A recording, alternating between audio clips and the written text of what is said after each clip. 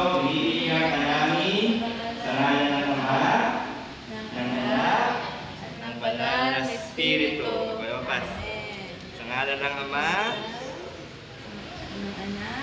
ng Anak, ang bait. Nandiyan pa rin. Ang bait naman.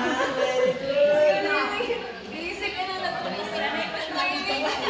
Yan mo na. Ayan na. Nagilip na. Training ka, baby. Mga magulang.